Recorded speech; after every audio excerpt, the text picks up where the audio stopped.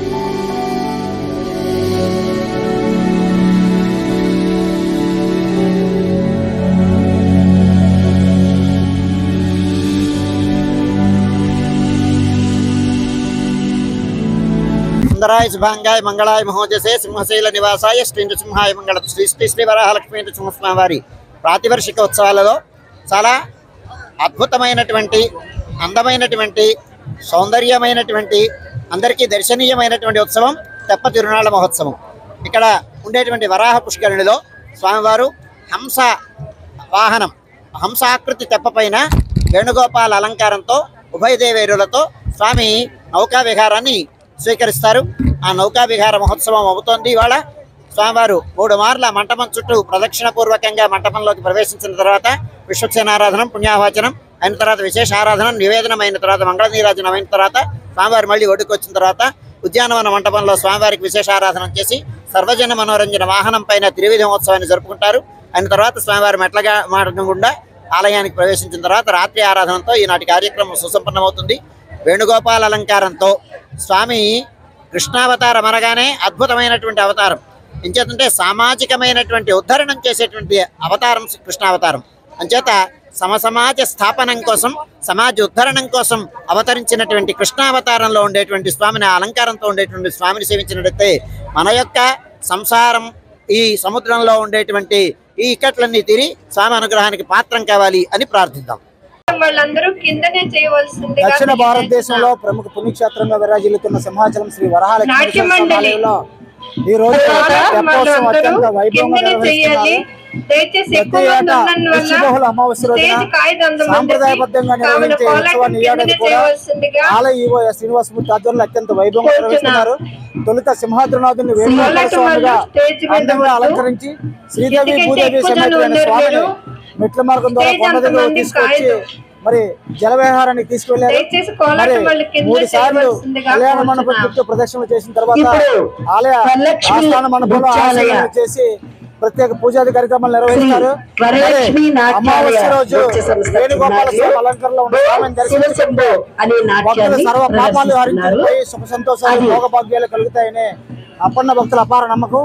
మరి తెప్పోత్సవాన్ని దృష్టిలో ఉంచుకొని మరి వేణుగోపాల స్వామి, శ్రీదేవి భూదేవి అమ్మవార్లలో భక్తులందరూ కూడా దర్శించుకొని స్వామివారి కరుణాకటాక్షాలు ప్రసాదం కావాలని, అలాగే ప్రత్యేక సాంస్కృతిక కార్యక్రమాలు, ఆలయ వర్గాలు భారీ ఏర్పాట్లు చేశాయి.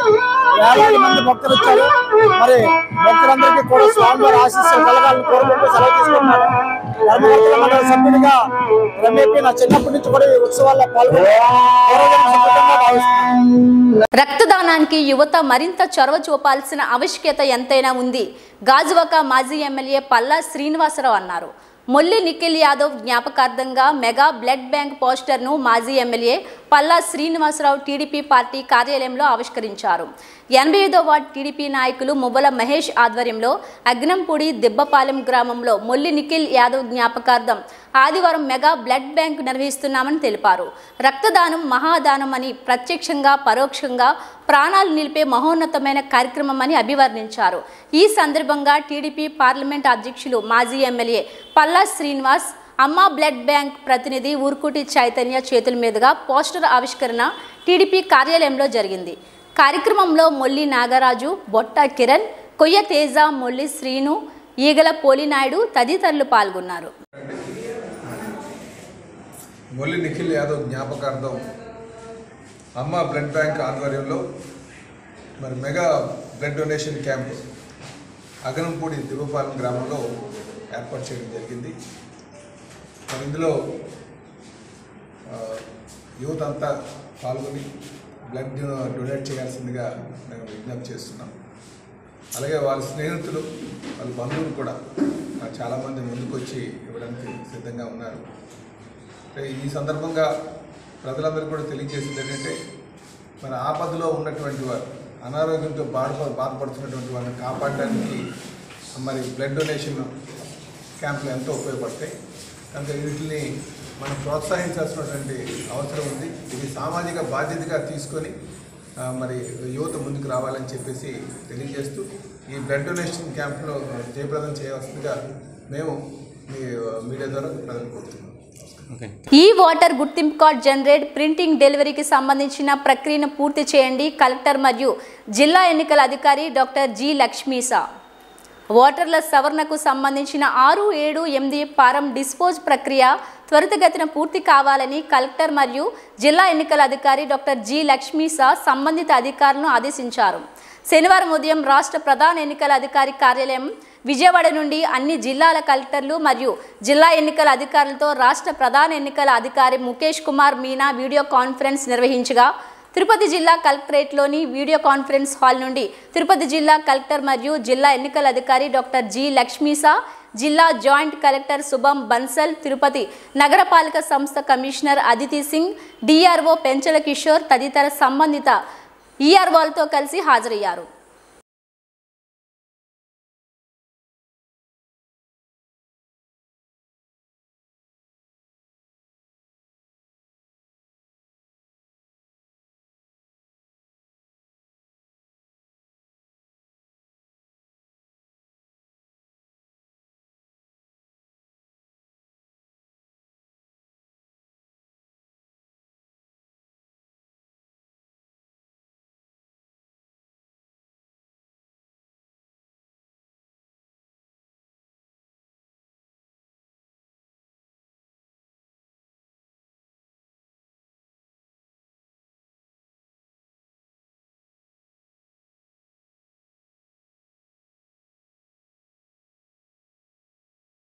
చిత్తూరు జిల్లా కుప్పం శంకారావంతో ప్రజల్లోకి నారా లోకేష్ 40 రోజుల పాటు 120 నియోజకవర్గాల్లో పర్యటన. యువగలం పాదయాత్ర ఎక్కడి నుంచి నిలిచిందో అక్కడి నుండి శంకారావం కార్యక్రమం. టీడీపీ జాతీయ ప్రధాన కార్యదర్శి నారా లోకేష్ సరికొత్త కార్యక్రమంతో ప్రజల ముందుకు వస్తున్నారని ఎమ్మెల్సీ కంచర్ల శ్రీకాంత్ తెలిపారు. కుప్పం పార్టీ కార్యాలయంలో ఏర్పాటు చేసిన విలేకరుల సమావేశంలో కార్యక్రమానికి సంబంధించిన వివరాలను వెల్లడించారు. గత సంవత్సరం యువగలం పాదయాత్ర కుప్పం నుంచి ప్రారంభించారని, కుప్పం నుంచి ఇచ్చాపురం వరకు జరగాల్సిన యువగలం పాదయాత్ర కొన్ని కారణాలతో ఆగిపోయిందని, మిగిలిన నియోజకవర్గాల్లో ప్రజల సమస్యలు తెలుసుకోవడానికి మళ్లీ ప్రజల్లోకి వెళ్లేలా కార్యక్రమం రూపొందించామని అన్నారు. మిగిలిన నియోజకవర్గాల్లో ప్రజల సమస్యలు తెలుసుకోవడానికి మళ్లీ ప్రజల్లోకి వెళ్లేలా కార్యక్రమం రూపొందించామని అన్నారు. గత పాదయాత్ర సమయంలో నారా లోకేష్ను అడ్డుకునేందుకు వైసీపీ ప్రభుత్వం అడుగడుగునా తీవ్ర ఇబ్బందులకు గురిచేసిందని, ప్రచార రథంతో పాటు మైకులు కూడా ఇవ్వకుండా ప్రజలు రాకుండా అడ్డుకున్నారని, అయినా ప్రభుత్వం పోలీసులు ఎన్ని విధాలుగా ఇబ్బందులు పెట్టినా స్టేజ్ కూడా లేకపోయినా స్టూల్ మీద నిల్చొని ప్రజల సమస్యలు తెలుసుకున్నారని, ప్రజలకు భరోసా కల్పిస్తూ ముందుకు సాగారని, ఈ క్రమంలో టీడీపీ అధినేత చంద్రబాబు నాయుడు సభలకు వస్తున్న ఆదరణతో పాటు యువ నాయకుడు చేస్తున్న పాదయాత్రకు ప్రజలు బ్రహ్మరథం పడుతుండటంతో ఓర్వలేక కుట్ర పన్ని చంద్రబాబు నాయుడు పైన అక్రమ కేసులు బనాయించి ఇబ్బందులకు గురి చేయాలని చూశారని, అయితే యువ నాయకుడు లోకేష్ అన్నీ తానే నడిపించారని, ఈ క్రమంలో యువగలం పాదయాత్రకు తాత్కాలిక విరామం ప్రకటించారని, అయితే ఎక్కడి నుంచి పాదయాత్ర నిలిచిందో అక్కడి నుండి ప్రజలను కలుసుకొని వారికి భరోసా కల్పించాలని నిర్ణయంతో ఈ కార్యక్రమానికి శ్రీకారం చుట్టారని అన్నారు. అప్పుడు జరుగుతున్నటువంటి 3 గ్రాడ్యుయేట్ ఎమ్మెల్సీ ఎన్నికల్లో నిరుద్యోగుల్ని ఉత్తేజపరచడం కానీ, వాళ్ళకి భవిష్యత్తు మీద భరోసా కల్పించడం కానీ, అలాగే ప్రతి నియోజకవర్గంలో ఉన్న సమస్యల మీద స్పందించడం కానీ, ఉపాధ్యాయ వర్గాల వివిధ రకాల ప్రభుత్వ ఉద్యోగుల సమస్యల మీద ఆయన మాట్లాడిన తీరు కానీ అవన్నీ చూసి ఖచ్చితంగా భవిష్యత్తు అనేది తెలుగుదేశం పార్టీతోటే అని నమ్మే విధంగా నమ్మకాన్ని కలిగించి తెలుగుదేశం పార్టీని తిరుగులేని శక్తిగా తయారు చేయడంలో యువగళం పాదయాత్ర, తద్వారా 3 ఎమ్మెల్సీలు గ్రాడ్యుయేట్ కాన్స్టిట్యున్సీ రమారమి 108 నియోజకవర్గాలకు సంబంధించినటువంటి గ్రాడ్యుయేట్ ఎమ్మెల్సీ ఎన్నికల్లో తెలుగుదేశం పార్టీ అభ్యర్థులు విజయ బావుట ఎగరేయటం అనే దానికి యువగలం పాదయాత్ర ఒక ముఖ్య భూమిక పోషించిందని మేము ప్రగాఢంగా విశ్వసిస్తున్నాం. అది వాస్తవం.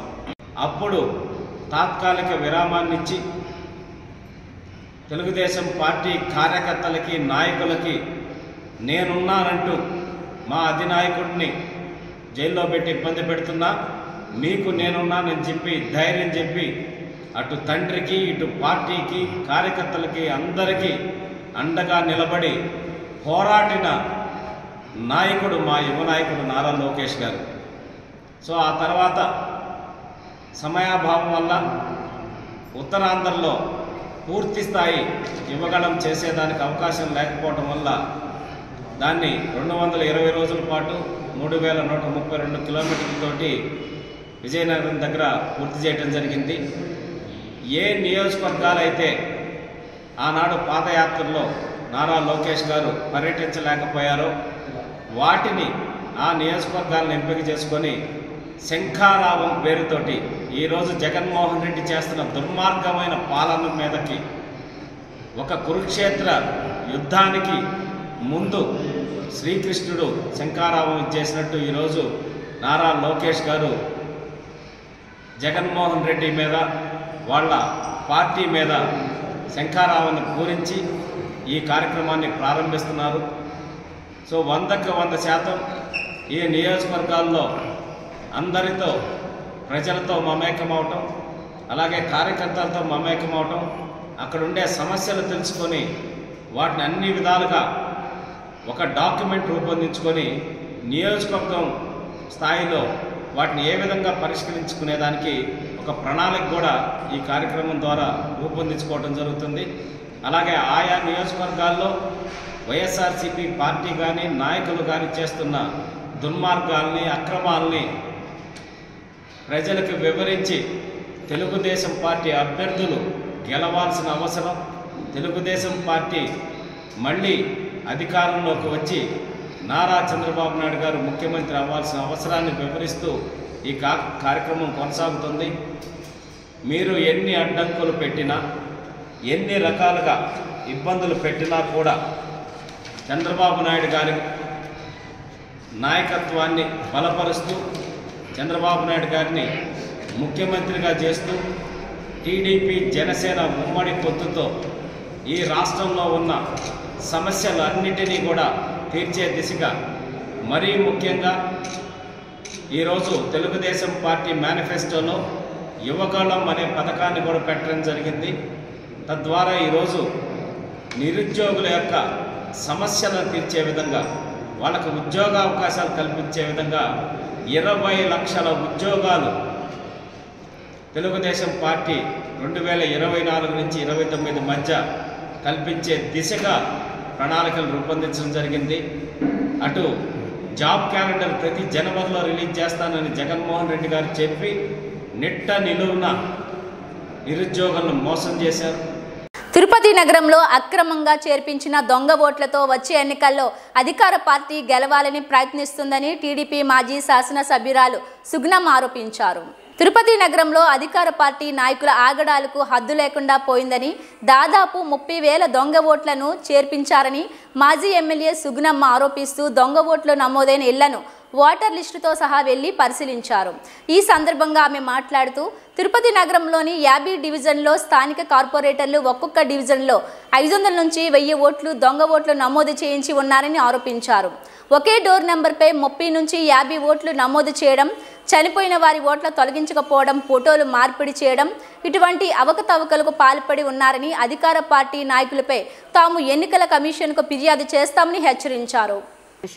Jumbling, doubling, same photo identity ఇలాంటివన్నీ కూడా కొత్త డోర్ నెంబరు, పాత డోర్ నెంబరు, వివిధ రకాలుగా వాళ్ళు దొంగ ఓట్లను చేర్పించడానికి వివిధ రకాలుగా వాళ్ళు ప్రయత్నాలు చేశారు. దానిలో భాగంగానే మరి ఇక్కడ ఉన్నటువంటి 18-4-54 old number, 18-38S4402 new number, election number. So ఈ డోర్ నెంబర్స్ రెండిట్లో పరిశీలన చేస్తే 54 డోర్ నెంబర్లోనే దాదాపు 30 పైచిలకు దొంగ ఓట్లు చేర్చించబడింది. ఇద్దరు బ్రదర్సు, మున్రామ్ రెడ్డి, చంద్రశేఖర్ రెడ్డి, శ్రీనివాసన్ రెడ్డి కార్పొరేటర్, ఈ వార్డులో కార్పొరేటర్. మరి అదే కొత్త డోర్ నెంబర్లో 402లో దాదాపు ఒక 30 ఓట్లు. ఇట్లా వివిధ రకాలుగా పేరు ఉంటుంది, తండ్రి పేరో తల్లి పేరో ఉంటుంది. తర్వాత డోర్ నెంబర్ ఉండదు, కొన్నిటికి ఏపీ అని ఉంటుంది, ఆంధ్రప్రదేశ్ అని ఉంటుంది. ఈ విధంగా ఈ ఓటర్ లిస్ట్ అనేది ఇక్కడ ఎవరైతే మున్రామ్ రెడ్డి కార్పొరేటర్ ఉన్నారో అతని ఆధ్వర్యంలోనే ఇవన్నీ కూడా జరిగాయనే దానికి ఇంతకన్నా మించినటువంటి ఆధారాలు కానీ సాక్ష్యాలు కానీ ఉండవు. మరి ఈ విధమైనటువంటి పాలకులే అంటే యథా రాజా తదా ప్రజ అని వాళ్ళ ఎమ్మెల్యే గారు, ఉప మేయర్ గారు ఏ విధానాన్ని పరిపాలించారో ఆ విధంగానే ఈ కార్పొరేటర్లు కూడా మరి అదే విధానంలో కూడా పరిపాలన కొనసాగిస్తున్నారు, ఓటర్ లిస్టులు తయారు చేసినారనే దాంట్లో ఇలాంటిది మరి ఇక్కడే కాదు, ఈ కార్పొరేటరే కాదు, మొన్న చూసాం రాజేంద్ర, అతను కూడా వైకాపా నాయకుడే. అదేవిధంగా మొన్న కొర్లగుంటలో చూసాం, అక్కడ ఒక 30 ఓట్లు, అతను కూడా వైకాపా నాయకుడే. ఈ విధంగా వాళ్ళ నాయకులు ఎవరైతే ఉన్నారో వాళ్ళ ఇళ్లలో తప్పకుండా 30-40 ఓట్లకు మించే ఉన్నాయి. అదే కాకుండా ఒక కార్పొరేటర్గా ఉండి ఒకే వార్డులో 3 బూతుల్లో ఉన్నాయి, 115, 118, 114. అంటే 3 బూతుల్లో ఆయనకు ఓటు ఉంది. ఆయన కార్పొరేటర్ అయితే 3 బూతుల్లో ఓటు ఉంటుందా? కార్పొరేటర్ అయితే 10 ఓట్లు ఉంటుందా ఆ వార్డులోనే? బూతుకు 2 ఉంటాయా? ఇది ఎక్కడైనా ఉందా? ఈ విధంగా వాళ్ళు మరి వాళ్ళ భార్యకి 2 ఓట్లు, వాళ్ళ తమ్ముడికి 2 ఓట్లు ఉంది. ఆ విధంగా ఈ ఓటర్ లిస్ట్ అనేది ఒక తప్పుల తడక, ఒక జంబ్లింగ్, అన్ని రకాలైన విధానాలన్నీ కూడా దొంగ ఓట్లను ఏ విధంగా తయారు చేయొచ్చు అనేదానికి ఇంతకు మించినటువంటి ఘనత, ఈ తిరుపతికి మించిన ఘనత ఎక్కడా కూడా లేదని మనము తెలియవస్తుంది. కాబట్టి మేము తప్పకుండా ఎలక్షన్ కమిషన్కి ప్రతిదీ నోటీస్కి తీసుకెళ్తున్నాం, కంప్లైంట్ చేస్తున్నాం.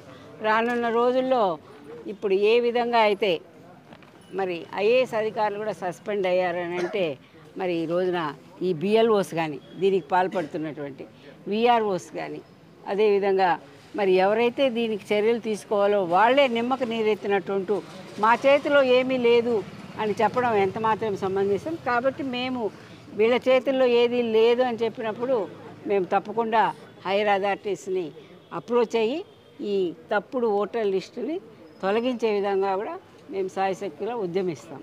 అదే కాకుండా డెత్ ఓట్లు ఇంతవరకు తీయలేదు.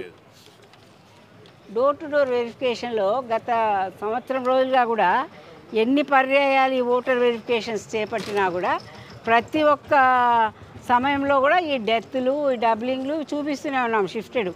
కానీ ఇప్పుడు ఫైనల్ లిస్టులో మాకు 3-4 సార్లుగా కూడా వచ్చే లిస్టులో తొలగించబడతాయి అని చెప్పారే కానీ ఫైనల్ లిస్ట్ వచ్చినప్పుడు కూడా అదే లిస్ట్ ఉంది, అదే తప్పుడు తడక ఉంది. కాబట్టి దీన్ని తప్పకుండా తిరుపతి నగరంలో మరి ప్రక్షాళన చేయాల్సిన అవసరం ఉంది ఎలక్షన్ చేయాలంటే. లేకపోతే ఈ ఎలక్షన్నే, తిరుపతినే మరి బాయ్కాట్ చేసే విధంగా ఎలక్షన్ అధికారులు కూడా చర్యలు తీసుకోవాలని కూడా మేము కోరుతున్నాం. ధన్యవాదాలు.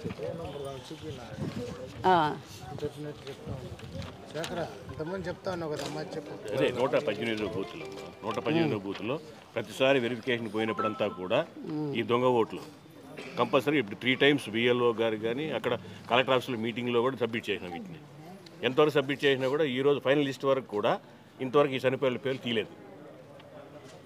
ఎన్నిసార్లు అడిగినా కూడా అధికారులు ఏం పట్టించుకోవడం లేదు కూడా.